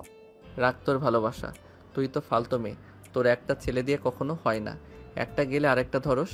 আয়ান, ওই গলা নামিয়ে কথা বল, একদম আমার উপরে চিল্লাবি না। নদী রেগে খাট থেকে নেমে পড়ল। আমি খারাপ? ভালো কথা, ভালো মেয়ের কাছে যাও। আমার কাছে কেন এসেছো? যাও যাও, ভালো মেয়ের কাছে যাও। একদম ঠিক। আমি কেন তোর কাছে যাব? ইউজ করা জিনিস আমি কেন নিব? কতজনের সাথে শারীরিক সম্পর্ক করছস কে জানে। আয়নের কথা শুনে নদী নিজেকে আর কন্ট্রোল করতে না পেরে আয়নের গালে ঠাস ঠাস করে থাপ্পড় মেরে বলে, বের হয়ে যা আমার চোখের সামনে থেকে। এখন যা। আমি হাজার মানুষের সাথে শারীরিক সম্পর্ক করছি, ভালো করছি। তুই যা এখান থেকে, আর তাড়াতাড়ি ডিভোর্স দিয়ে দিস। তোকে আমি কিছু বলতে চাই না। আমি কেমন আমার আল্লাহ জানে আর আমি জানি। চলে যা আমার সামনে থেকে। তোকে দেখে আমার ঘৃণা হচ্ছে যে নিজের স্ত্রীকে সম্মান করতে জানোস না। আমি শারীরিক সম্পর্ক করছি, তুই দেখাতে পারবি? রনি কোনোদিন একটাও পায় নাই। আর তুই আমাকে বলস আমি 1000 জনের সাথে শারীরিক সম্পর্ক করছি। ভালো করছিস, যা এখান থেকে। নদী রেগে গিয়ে ধাক্কা দিতে দিতে আয়নের রুম থেকে বের করে দিয়ে দরজা লাগিয়ে দিয়ে কান্না করতে লাগলো। আয়ন ওর বেডরুমে চলে গেল। বেডরুমে গিয়ে রাগে দরজা ঠাস করে লাগিয়ে দিয়ে উপর হয়ে শুয়ে পড়ল। সকালে ঘুম ভাঙলে আয়ন তুলির কণ্ঠে ঘুম ভেঙে গেল। আয়ন তুলিকে দেখে বলে, তুমি রুমের ভিতরে কিভাবে আসলে? দরজা ঠেলা দিলাম, খুলে গেছে। ওঠো তাড়াতাড়ি, নিচে চলো, খেয়ে ঘুরতে যাব। কোথায় যাবে? সবাই মিলে গ্রামটা ঘুরে দেখব। নদী আপু, আঙ্কেল আন্টি সবাই যাবে। চলো তাড়াতাড়ি। যাব না, তুমি যাও। কথা কম বলো, ওঠো বলছি। তুলি আয়নকে জোর করে তুলে ওয়াশরুমে নিয়ে গেল। আয়ন বিরাস করতে লাগলো। তুলি আয়নের দিকে তাকিয়ে থেকে দেখতে লাগলো। আয়ন তুলির দিকে তাকিয়ে বলল, কি ব্যাপার, এভাবে তাকিয়ে থাকো কেন? আয়ন কথাটা বলে ট্যাপ ছেড়ে দিলে সাথে সাথে তুলি পানি নিয়ে আয়নের মুখে ছুঁড়ে মেরে হাসতে লাগলো। আয়ন তুলিকে পানি দিতে গেলে দৌড়ে চলে গেল। আয়ন ফ্রেশ হয়ে বের হয়ে চেঞ্জ করে নিল। নিচে চলে গেল। নিচে গিয়ে দেখে সবাই বসে আছে। রাফি আয়নকে দেখে নদীকে বলল, চলো আমি তোমাকে খাইয়ে দিই। না ভাইয়া, ধন্যবাদ, আমার ক্ষুধা নাই। আরে চলো। রাফি নদীর হাত ধরতেই আয়ন রাগে হাত মুঠো করে নিল। রাফি নদীকে নিয়ে সবার সাথে খাবার টেবিলের সামনে বসলো। আয়নকে দেখে আয়নের আম্মু বলে, আয়ান খেতে আয়। আয়ন ওদের কাছে গেলে তুলি বলে ওঠে, এখানে এসে বসো।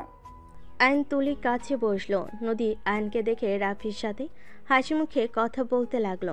রাফি বলে ওঠে, আম্মু আমার প্লেটে খাবার দাও, নদী আমি একসাথে খাবো। রাফির কথা শুনে সবে মিটিমিটি হাসতে লাগলো। তুলি বলে ওঠে, বাবা ভাইয়া, তুমি এত রোমান্টিক। এই আয়ন ভাইয়ের মতো একটু শিখতে পারো না? মামনি, আমার প্লেট দাও, আমরা একসাথে খাবো। এসব ন্যাকামি আমার একদম ভালো লাগে না। তুলি, এসব বাদ দাও। কখনো কারো মতো হওয়ার চেষ্টা করবে না, নিজের মতো থাকার চেষ্টা করবে। আয়ন কথাটা বলে খাবার একা বেড়ে নিতে লাগলো। নদী রাফি ওর দিকে তাকিয়ে থাকলো। আয়ন খাবার খেতে লাগলো নিচের দিকে তাকিয়ে। আয়নের আম্মু সবাইকে খাবার দিতে লাগলো। রাফি নদীকে খাওয়াই দিতে লাগলো। নদী রাফিকে খাওয়াই দিতে যাবে। আয়ন রাগ কন্ট্রোল করে বলল, ভাইয়া, তোমাদের দেখে হবু হাজবেন্ড বউ লাগছে। মনে হচ্ছে বড় ভাই তার ছোট বোনকে খাওয়াই দিচ্ছে। আয়ন কথাটা বলে হাসি দিল। নদী রাগে বলে ওঠে, কি ধরনের কথা বলছেন এইসব? আমরা ভবিষ্যতে হাজব্যান্ড ওয়াইফ হতে যাচ্ছি। আপনার মতো আমার ভাইয়ের কপালে নাই। আয়ান, তোর ব্যবহার কিন্তু খুব খারাপ হয়ে যাচ্ছে। এইসব কি ধরনের কথা বলস? ওই তোর বড় আপু হয়, সম্মান দিয়ে কথা বল। আমি তো সম্মান দিয়ে বললাম ভাইয়া, আর উনি তো সেম ভাই বোনের মতো ব্যবহার করছে। এই যে আতিয়াকে আমি খাওয়াই দিই, আতিয়াও আমাকে খাওয়াই দেয়। কই, এখানে তো আব্বু আঙ্কেল কেউ তো তাদের বউদের খাওয়াই দিচ্ছে না, কারণ তাদের লজ্জা আছে। আর ওনাদের বিয়ে হয় নাই, এখন ন্যাকামি শুরু করছে। তুই কি বলতে চাস আয়ান, আমাদের লজ্জা কম নাকি? হবু বউকে খাইয়ে দেওয়া খারাপ নাকি? আমার তো হবু বউ আছে, কই আমি তো এত ন্যাকামি করছি না। আর ওই যেহেতু এখনও স্ত্রী হয় নাই, ওর উপরে আমার কোনো অধিকার থাকার কথা না। সেখানে ওই এখনও পরনারী, তার আশেপাশে তো থাকা উচিত না। এখন বলতে পারো তুলির পাশে কেন বসলাম? তুলি আমার কাজিন, আমরা ছোট থেকে একসাথে খেলাধুলা করছি, পড়াশোনা সব একসাথে। বাট উনি তো এই প্রথম আমাদের বাসায় এসেছে। এই জ্ঞান দিস না আমাকে, আমি তোর বড় ভাই। আমার হবু বউয়ে আমি যা ইচ্ছে করব, তুই চুপ করে থাক। আয়ন কিছু বলবে তার আগেই আয়নের আব্বু বলে, দুইজন থামো তো, এভাবে ঝগড়া করলে আর বাইরে ঘোরা আর হবে না। আয়নের আব্বুর কথা শুনে দুজন চুপ হয়ে গেল। আয়ন নিচের দিকে তাকিয়ে খেতে লাগলো। নদী আয়নের দিকে তাকিয়ে বেশি বেশি করে রাফির সাথে দুষ্টামি করতে লাগলো। রাফিও নদীর কথায় তাল মিলাতে লাগলো। আয়ন রাগে কিছু বলতে গিয়েও বলতে পারলো না। আয়ন চুপচাপ খেতে লাগলো। সবার খাওয়া দাওয়া হয়ে গেলে সবাই রুমে চলে গেল। আয়ন রেডি হয়ে নিল। আয়ন তুলির সাথে মিলে শার্ট পরলো। সবাই মিলে বের হয়ে গেল।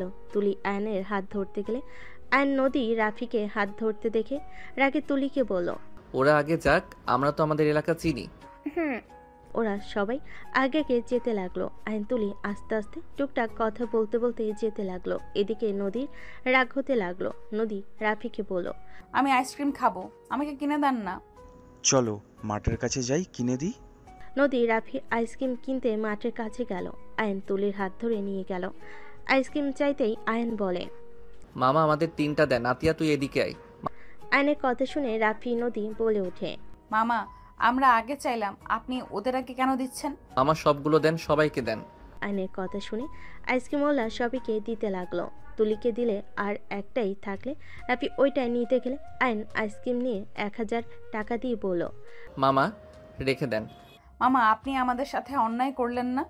আমরা আগে চাইলাম, সব আইসক্রিম ওনার কথায় দিয়ে দিলেন।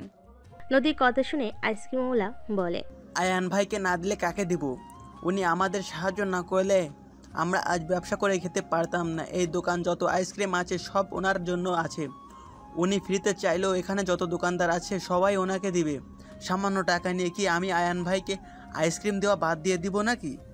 লোকটা কথা শুনে নদী কিছু না বলে রাফিক নিয়ে চলে যেতে লাগলো। আয়ন মিটি করে হাসতে লাগলো। আয়ান, এটা কি ঠিক করলে? নদী আপুকে আইসক্রিম দিলে না কেন? আমি কি করলাম? এখানে তো একটাই আইসক্রিম আছে, আমার গলা শুকিয়ে গেছে। আমি খাওয়া বাদে অন্য কাউকে দিয়ে মানব সেবা করতে পারবো না। এইটা কেমন কথা? আমি তো আগে দেখেছি তুমি না খেয়ে অন্যদের দিয়ে দিতে, সেখানে আজ এই ধরনের কথা বলছো?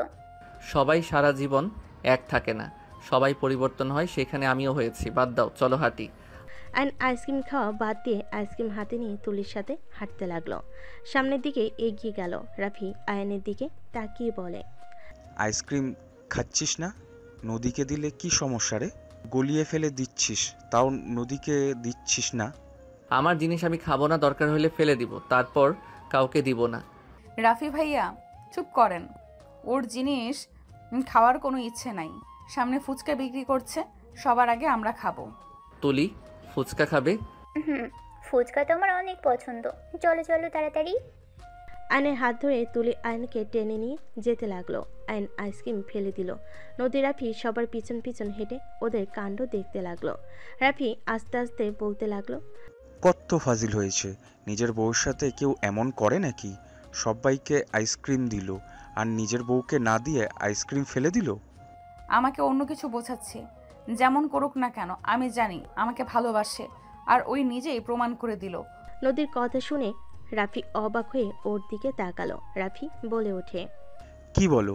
এখানে তো তোমার সাথে অন্যায় করলো, সেখানে তোমাকে কিভাবে ভালোবাসলো? রাফির কথা শুনে নদী মিষ্টি করে হেসে বলে, ওই আমাকেও খেতে দেয় নাই, নিজেও কিন্তু খায় নাই। পারলে কিন্তু ওই আমাকে দেখিয়ে দেখিয়ে খেতে পারতো, কিন্তু ওই খায় নাই। কারণ আমি খাই নাই দেখে ও রাগের বশে যাই করুক না কেন, ওই আমাকে ভালোবাসে। ওই নিজের অজান্তে প্রমাণ করে দেয়। নদীর কথা শুনে রাফি অবাক চোখে তাকালো। রাফি কিছু বলার আগে নদী আয়নকে দেখি রাফির হাত ধরে ওদের সামনে 2টা চেয়ারে বসলো। নদী 1 প্লেট ফুচকা অর্ডার দিল। আয়ন ওদের দেখেও না দেখার ভান করে অন্যদিকে তাকিয়ে থাকতে লাগলো। সবাইকে ফুচকা দিতে লাগলো। লাস্টের দিকে আয়ন নদীকে দিলে আয়ন ফুচকা মুখে দিল। নদী রাফিকে খাওয়াই দিতে লাগলো। রাফি নদীকে খাওয়াই দিতে লাগলো। আয়নের রাগ হইল, কিছু না বলে আয়ন তুলির দিকে এগিয়ে দিলে তুলি অবাক হয়ে তাকিয়ে বলে, তুমি খাওয়াই দিবা? আমি কি স্বপ্ন দেখছি নাকি? আরে খাও, এত অবাক হবার কি আছে? আমি তো তোমার হবু হাজবেন্ড। আয়নের কথা শুনে তুলি খুশি হয়ে ফুচকা মুখে নিল। আয়ন খেতে লাগলো আর তুলির সাথে মিষ্টি করে হাসি দিয়ে গল্প করতে লাগলো। নদীর রাগ হতে লাগলো। রাফি কানে কানে বলতে লাগলো, কুল, রাগ করলে তো হেরে যাবে। নদী শান্ত হলো। আয়ন তুলিকে এভাবে হাসি খুশি দেখে সবাই অনেক খুশি হলো। হঠাৎ করে একজন এসে বলে ওঠে, কিরে ভাই, আমাকে রেখে একা একা খাচ্ছিস? আরে আপু যে, আসো। মামা আপুকে 1 প্লেট দেন। তোর প্লেট থেকে খাবো। রাফি ভাইয়া কেমন আছো? আলহামদুলিল্লাহ, তুমি কেমন আছো? আলহামদুলিল্লাহ। রূপা সবার সাথে সালাম দিয়ে কথা বলতে লাগলো। রূপা আয়নের প্লেট থেকে ফুচকা নিয়ে খেতে লাগলো। তুলিও সেমভাবে খেতে লাগলো। আয়ন দুজনের দিকে তাকিয়ে বলল, আরে বাবা, 2জন আমাকে তো খেতে দিবে নাকি? ভাই বোনরা খেতে নিলে কথা বলতে হয় না, চুপ করে থাকো। রূপার কথা শুনে সবাই হাসতে লাগলো। নদীর আব্বু বলে, মেয়েটা কি? নাতাশার ভাতিজি। নাতাশা ভাতিজি মাশাল্লাহ অনেক বড় হয়ে গেছে। নাতাশার মতো কিছুটা লাগে, কিন্তু আয়নের সাথে এত মিল। আয়ান আমাদের বিরুদ্ধে গিয়ে ওদের সাথে থাকতো। নাতাশাকে আয়ান অনেক ভালোবাসতো, ওর কাছে পড়তো। মাঝখানে যেই সব হয়, নাতাশাকে রেপ করলো, বাবা ওদের বিরুদ্ধে কাজ করলো, সেখান থেকে আয়ান ওদের সাথে থাকতো। এসএসসি পরীক্ষার পর তো ঢাকা চলে যায়। যাক, ওদের সাথে সম্পর্ক ভালো আছে, এটাও দেখে ভালো লাগছে। এই থাক, আমি যাই। ওয়েট, কোথায় যাবে আপু? কোচিং করাতে যাব। ভাইয়াকে বিয়ে করে নিলে তো তোমাকে এসব জব করতে হয় না। আয়নের কথা শুনে সবাই অবাক হয়ে তাকালো। রাফি আয়নের দিকে তাকালে আয়নের আম্মু বলে, আয়ান, কি ধরনের কথা বলস? কিছু না, ওকে আপু যাও। রূপা চলে গেল। নদী রাফিকে লাস্ট ফুচকা মুখে দিতেই যাবে, আয়ন সাথে সাথে ফুচকাটা নিয়ে নিজের মুখে পুরে নিল। নদী রাগী লুক নিয়ে তাকালে আয়ন ফুচকার বিল দিয়ে বলে, ভাবি রাগ করলেন নাকি? আরে ভাবি, আমি আপনার দেবর হই, সেখানে আমি একটু খেতে পারি না? আয়নের কথা শুনে নদী কিছু বলল না। সবাই হাঁটতে লাগলো। আইন তুলি কথা বলতে বলতে যেতে লাগলো। সবাই ঘোরাঘুরি করে বাসায় ফিরতে ফিরতে সন্ধ্যা হয়ে গেল। হঠাৎ করে নদী চিৎকার দিয়ে উঠল। সবাই পিছনের দিকে তাকালে নদীর আম্মু বলতে লাগলো, কি হয়েছে আম্মু? নদী কথাটা বলতেই আইন নদীর কণ্ঠ শুনে বুকের ভিতর ধুপ করে উঠল। আইন ফোনের টর্চ জ্বালিয়ে দৌড়ে নদীর কাছে গেল। সবাই কাছে আসলে নদী পড়ে যেতে নিলে রাফি ধরার আগেই আয়ন ধরে বলল, নদী, এই নদী, কি হয়েছে? এই নদী, কথা বলো। আয়ান আমাকে কিছু কামড় দিয়েছে।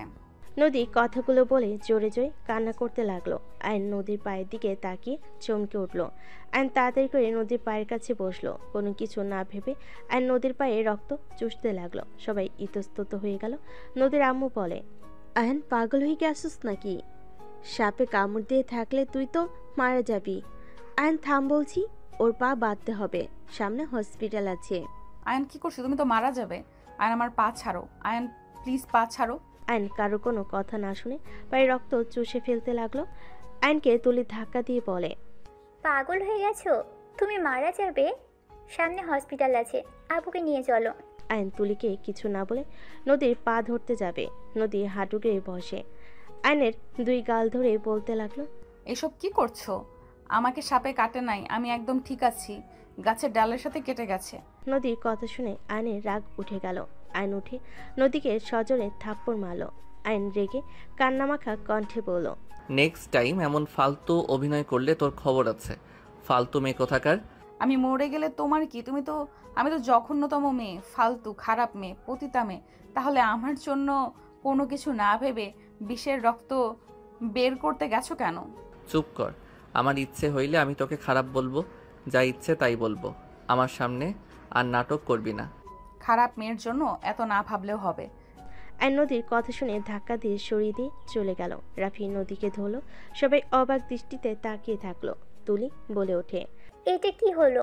আপনাকে ও সহ্য করতে পারে না, আর সেখানে আপনাকে সাপে কেটেছে শুনে কোনো কথা নাই, বার্তা নাই, সোজা রক্ত চুষতে লাগলো। একবারও ভাবলো না ও মারা যেতে পারে? আমরা বাবা মা হয়ে অতটাও সাহস পেলাম না, আর সেখানে আয়ন কিনা যাকে সহ্য করতে পারে না তার জন্য নিজের জীবন ঝুঁকিতে ফেলতেও রাজি। এইসব কথা বাদ দেন, সবাই চলেন। রাফি নদীকে কোলে তুলে নিয়ে হাঁটতে লাগলো। সবাই বাসায় চলে গেল। আর নিজের রুমে গিয়ে ফ্রেশ হয়ে শুয়ে পড়লো। সকালে ঘুম ভাঙলে ফ্রেশ হয়ে ফোনে সিম তুলে নিজে চলে গেল। নিচে গিয়ে দেখে সবাই বসে আছে। আইন সোফায় বসে থেকে কারোর সাথে কথা বলল না, চুপচাপ বসে থেকে ফেসবুকিং করতে লাগলো। হঠাৎ করে আয়নের ফোন বেজে উঠলেই আয়ন কল রিসিভ করে বলল, আসসালামু আলাইকুম। কে? ওয়ালাইকুম আসসালাম, আমি আপনার ম্যাম রাইসা। আয়ান সাহেব, আপনার ফোন বন্ধ কেন? সরি ম্যাম, আমি তো গ্রামে চলে এসেছি আর সিমটা খুলে রেখেছিলাম, আজকে তুলছি। হুট করে উদাও হয়ে গেলেন কেন? আপনাকে কোথাও পাচ্ছি না। আমার অভ্যাস এটাই তো, আর আমার পরীক্ষা কয়েকদিন পর, তাই জবটা করা সম্ভব হচ্ছে না। ও আচ্ছা, ঠিক আছে, আমি ম্যামকে জানিয়ে দেব। হুট করে এভাবে চাকরিটা ছাড়া ম্যাম যে কিভাবে নিবে আল্লাহ ভালো জানে। আপনি চিন্তা করেন না, ম্যামকে আমি বলে দিব, আর আপনার উপরে চিল্লাবে না। চিন্তা করেন না তো। ম্যাম কল দিচ্ছে। রাইসার কথা শুনে আয়ন নদীর হাত থেকে ফোন নিয়ে কেটে দিয়ে রাইসার সাথে কথা বলতে লাগলো। কথা বলা শেষ করে নদীর দিকে এগিয়ে দিলে নদী টান দিয়ে ফোন কেড়ে নিল। নদী বলে ওঠে, রাইসার সাথে কিসের কথা শুনি? আর এত দাঁত কেলিয়ে কথা বলার মানে কি? প্রেম করার ইচ্ছা আছে, ওনাকে পটান দরকার। আমার পটাতে পারলে আরামে শুয়ে বসে থেকে খেতে পারবো। আর ওনার মতো সুন্দরী বউ, ওনার হাসি দেখলে মন চায় সারাদিন দেখি তাকে। আয়নের কথা শুনে তুলি নদী রেগে গেল। তুলি কিছু বলার আগেই নদী ঠাস ঠাস করে থাপ্পড় মেরে দিল।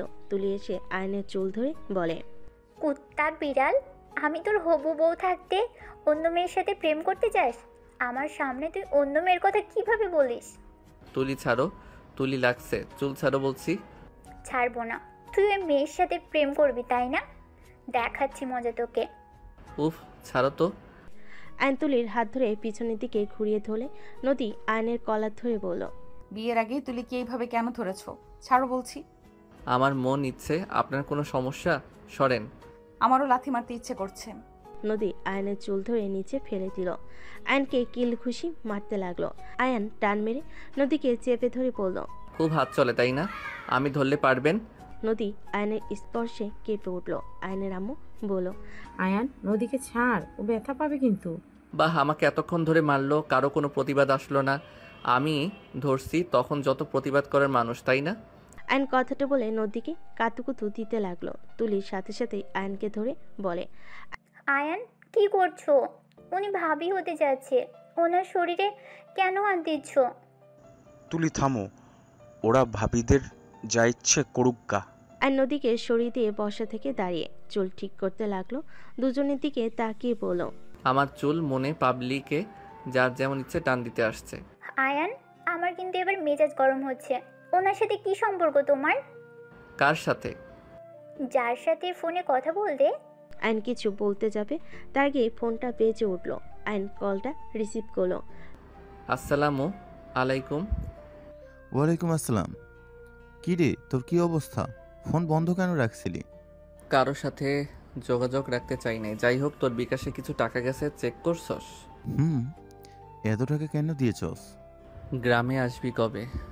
গ্রামে এসেছি রাত্রে। আমাদের বাসায় আয়। তুই বাসায় নাকি? আচ্ছা, মাঠের ওইদিকে আয়, আমি ওইখানে যাব। ঠিক আছে। আয়ন কল কেটে দিয়ে তুলিকে বলল, বাহিরে যাবে নাকি? আমার প্রশ্নের উত্তর দাও। আমি ওনার কোম্পানিতে জব নিয়েছিলাম, আর রাইসা উনি ওনার অফিসের ম্যানেজার।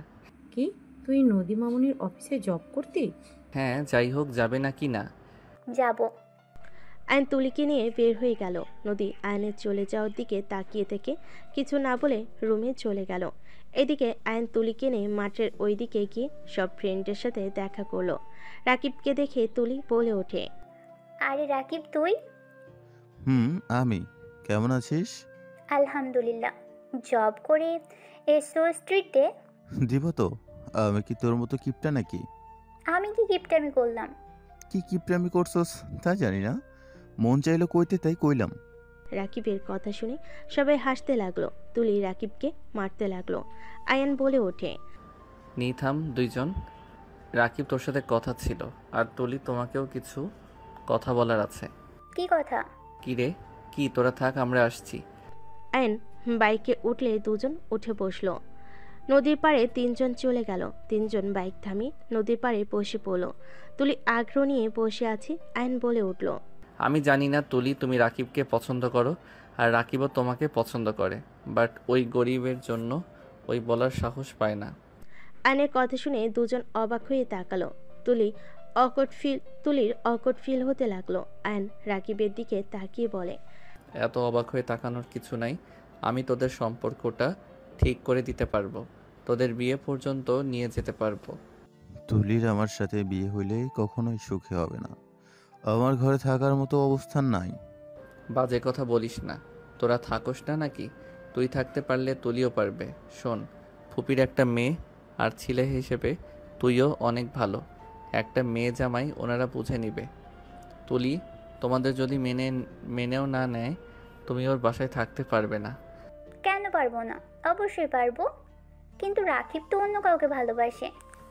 আমি আবার কাকে ভালোবাসি?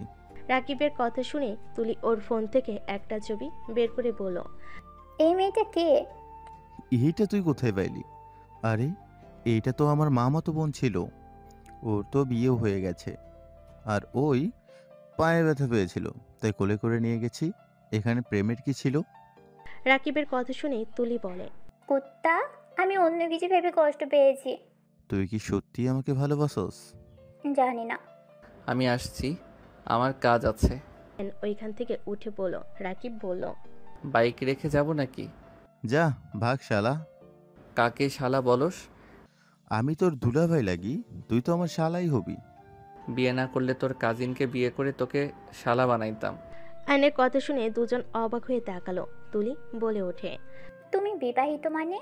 হ্যাঁ আমি বিবাহিত, বাকিটা রাকিবের থেকে শুনে নিও। বাই। আয়ান বাইকে উঠে চলে গেল। এদিকে রাকিব তুলি দুজনে ভুল বোঝাবুঝি শেষ করে মিল হয়ে গেল। আয়ান বাইক নিয়ে সোজা বাসায় চলে গেল।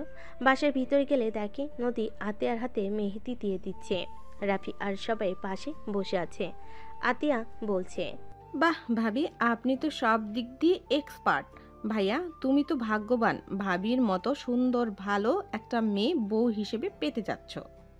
নদীর সামনের দিকে তাকাতেই আয়নকে দেখে নদী বলে, আমিও তো ভাগ্যবতী, ওনার মতো সুন্দর মনের মানুষ পেতে যাচ্ছি। ওনাকে যে স্বামী হিসেবে পাবে, তার জীবনে আর কি চাই বলেন? যাহ বউ, এইভাবে বলো না, আমার বড্ড লজ্জা লাগছে। ওগো মোর হবু বরটা। নদী রাফির কথা শুনে আয়নের রাগ কন্ট্রোল করতে পারল না। আর নদীর সামনে গিয়ে বলল, মাই ডিয়ার হবু ভাবি, মেহেদি দেওয়া শেষ হইলে রেডি হয়েন। আমার বউকে কোথায় নিয়ে যাবি?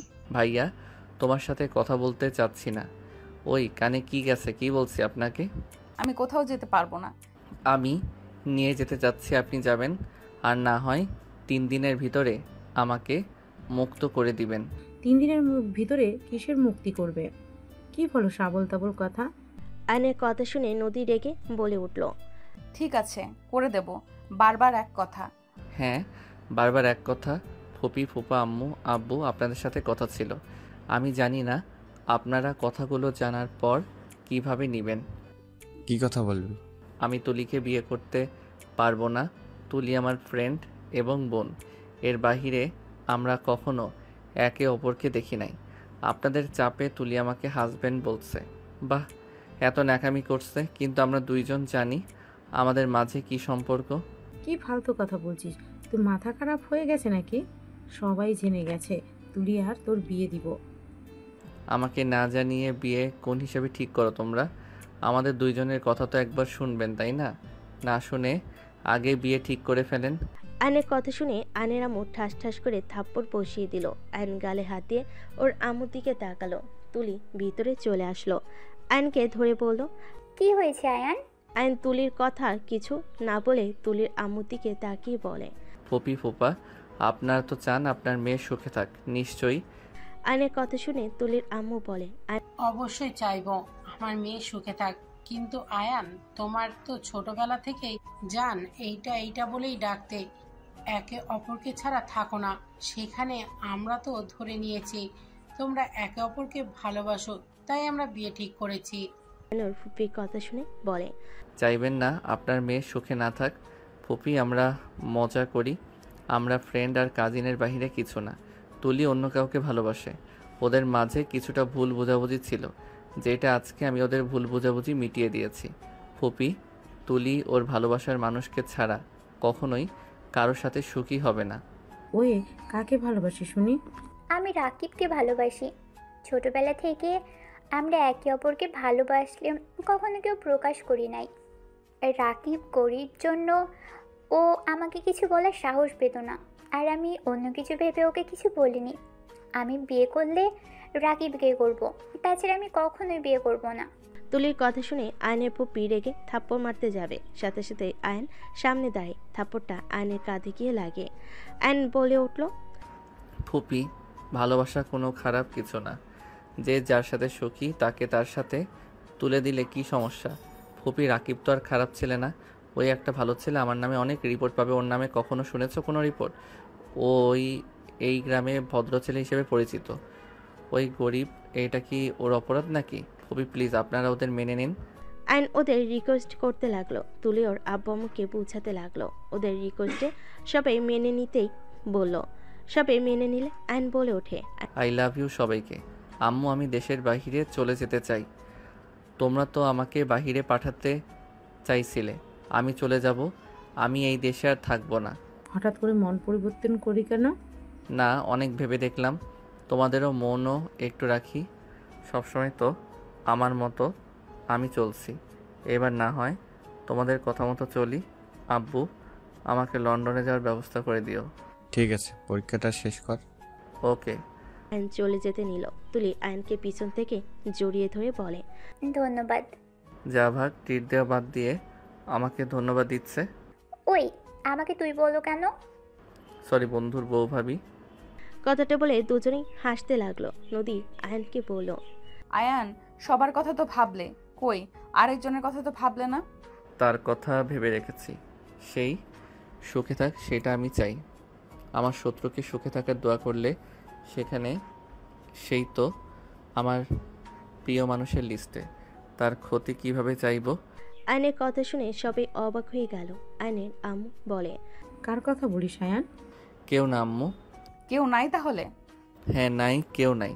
আপনি নিজের ভালো চাইলে আমার সাথে এখন চলেন, আর যদি আপনি দেরি করেন সেখানে আমার কোনো কিছু করার নাই। আমি ঢাকা চলে যাব খুব তাড়াতাড়ি। রাইসার সাথে রিলেশন করতে নাকি? নদীর কথা শুনে আয়নের রাগ উঠতে লাগলো। আয়ন রেগে পিছনের দিকে তাকিয়ে বলে, আমি কি আপনার মতো নাকি? যাকে পাবো তাকে ধরবো। আমার লাইফে ফার্স্ট একজন এসেছে, সেই সারা জীবন থাকবে।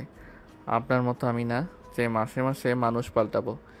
আয়ান, কি ধরনের কথা বলছিস? আয়নের কথা শুনে নদী কান্না করতে করতে বলে, হ্যাঁ হ্যাঁ, আমি তো খারাপ, আমি তো দেহ ব্যবসা করে খাই। তুমি কেন আমার মতো হবে? তুমি তো অনেক ভালো। খারাপ তো আমি। সব জেনে নিজের ভাইয়ের জীবন বাঁচাতে চাও না কেন? তোমার ভাইয়ের সাথে বিয়ে ঠিক হয়েছে, সেখানে সবাইকে বলে দাও নাই কেন যে আমি খারাপ, আমার সাথে বিয়ে হলে তোমার ভাইয়ের লাইফটাই নষ্ট হয়ে যাবে? নদী, এসব কি ধরনের কথা বলিস? আয়ন, তোমাকে আমি অনেক সহ্য করেছি, আর না, তুমি আমার মেয়েকে যাই নাই তাই বলো। তুমি পেয়েছোটা কি? তোমার মনে যা আসবে তাই বলবে নাকি? আর ভাইজান ভাবি আপনারা চুপ করে থাকেন, ছেলেকে কিছু বলেন না? কি বলবে? ঠিক বলে, আমি তো খারাপ মেয়ে, তাই আমাকে খারাপ বলে। আমি চুপ কর, আমি কি জানি না আমার মেয়ে কেমন? আয়ান, তোমার সমস্যা কি? তুমি আমাদের অফিসে জব করতে, ধরতে গেলে নদী তোমার বস ছিল, সেখানে তুমি ওর সম্পর্কে এত বাজে কথা কিভাবে বলতে পারো? তুমি আমার মেয়ের সম্পর্কে কতটুকু জানো? আমি কি একবার আপনার মেয়েকে বলছি ওই দেহ ব্যবসা করে খাই? আর সবসময় বেশি কথা কেন বলো? আমার মেজাজ গরম করে কেন দাও? খারাপ মেয়ে তাই দেয়। আর কোনো কিছু বলবে? আব্বু আম্মু, আমি বাসায় যেতে চাই। ব্যাস, অনেক হয়েছে। আয়ান, তুই সবাইকে ভুল ধরিয়ে দেস। নিজে যে ভুল করছস সেগুলো কিছুই না। তুই নদীকে অপমান কিভাবে করস? তোর কি লজ্জা করে না? ওইগুলো মানুষের সামনে নদীর অপমান করছস। আমার ভুল হয়েছে তোমার হবু ওকে কিছু বলে। আমি হাত জোর করে ক্ষমা চাচ্ছি ভাবি, ক্ষমা করে দেন। আপনার বিষয়ে আর কোনোদিন কিছু বলবো না। যত তাড়াতাড়ি পারেন কাজটা করে দিয়েন। আয়নের কথা শুনে রাফি নিজের রাগ কন্ট্রোল করতে পারল না। আয়নকে ঠাস করে থাপ্পড় মেরে দিলে সবাই চমকে ওঠে। আতিয়া বলে উঠল, ভাইয়া, তুমি ছোট ভাইয়াকে থাপ্পড় মারলে? তুমি তো ছোট ভাইয়াকে কখনোই মারো নাই। হ্যাঁ, মানলাম, অনেকবার বেড়ে গেছিস। আপনার জন্য আমার ভাইয়া আমাকে এই প্রথম থাপ্পড় মারল। আপনি কখনোই আমার জন্য ভালো ছিলেন না। আপনি ভাইয়ার বউ হতে না হতে আমাকে থাপ্পড় খাওয়ালেন, আর বউ হয়ে আসলে আপনি যে আমাকে এই বাড়ি থেকে বের করবেন আমার বুঝতে আর বাকি নাই। আয়নের কথা শুনে রাফি মারতে যাবে, নদী রাফির হাত ধরে বলে, ভাইয়া প্লিজ বাদ দেন, আমি এখান থেকে চলে যাচ্ছি। আমি চাই না আমার জন্য আপনাদের মাঝে কোনো ঝামেলা হোক। সরি আঙ্কেল আন্টি, আমি রাফি ভাইকে বিয়ে করতে পারবো না। আর আমি ভালো মেয়ে না, আমি অনেক জঘন্যতম মেয়ে। আমাকে ছেলের বউ বানালে আপনাদের এত সুখের সংসার নষ্ট হয়ে যাবে। নদী কান্না করতে করতে দৌড়ে চলে গেল। রাফি রেগে আয়নের গালে আরেকটা থাপ্পড় মেরে বলে, তুই কেমন ছেলে রে? নিজের স্ত্রীকে ফ্যামিলির সামনে পরিচয় দিতে পারোস আর বলস নদী খারাপ? তুই নিজের এত ভালো যে নিজের স্ত্রীকে কারোর সামনে পরিচয় দিতে পারোস না, আবার সেই মুখে বড় বড় কথা। ওই, তুই কাকে খারাপ বলস? আমি সব কিছু শুনেছি। নদী খারাপ নাকি তোর মন মানসিকতা খারাপ? রাফির কথা শুনে সবাই চোখ বড় বড় করে তাকালো। আয়নের আম্মু বলে ওঠে, নিজের স্ত্রী মানে? রাফি এসব কি বলস? ঠিক বলছি আম্মু, নদী আয়নের স্ত্রী। সবাই না শুনে কোনো বাজে কথা বলবে না দয়া করে, আর কেউ কাউকে ভুল বুঝবে না। দয়া করে আমার সম্পূর্ণ কথা শুনবে, তারপর কথা বলবে। আমার মেয়ে আমাদের না জানিয়ে আয়নকে বিয়ে করেছে, এটা কখনো বিশ্বাসযোগ্য না। আমার মেয়েকে আমি চিনি, আমার মেয়ে কখনোই এমন কাজ করবে না। আমার মেয়ে তো অন্য কাউকে ভালোবাসে, তাকে রেখে আরেকটা ছেলেকে, তাও বা জুনিয়র ছেলেকে বিয়ে করবে? অসম্ভব। হ্যাঁ, অসম্ভব। ওরা নিজের ইচ্ছে করে বিয়ে করে নাই। বিয়ে করছে আবার বলস নিজেরা ইচ্ছে করে করে নাই? তাহলে কি নদী আপু তোমার স্ত্রী? তুই জানতি নাকি? রাকিব বলেছে, বাট ওর স্ত্রীকে সেইটা রাকিবও জেনে না। কিন্তু ওর স্ত্রীর সাথে তো ওর কোনো সম্পর্ক নেই। ওদের বিয়ে তো লোকজন জোর করে দিয়ে দিয়েছিল। আর নদী আপু তো তাহলে আয়নকে ভালোবাসে না। আয়ন ভালোবাসলে নদী আপু অন্য একজনকে ভালোবাসে। তাহলে আপু আবার আয়নের পাশে কাউকে সহ্য কেন করতে পারছে না? আর আয়ান, তুই তো নদী আপুকে অনেক ভালোবাসিস, এমন ব্যবহার কেন করলি? জোর করে বিয়ে দিয়েছে মানে? আমি তোমাদের সব খুলে বলি।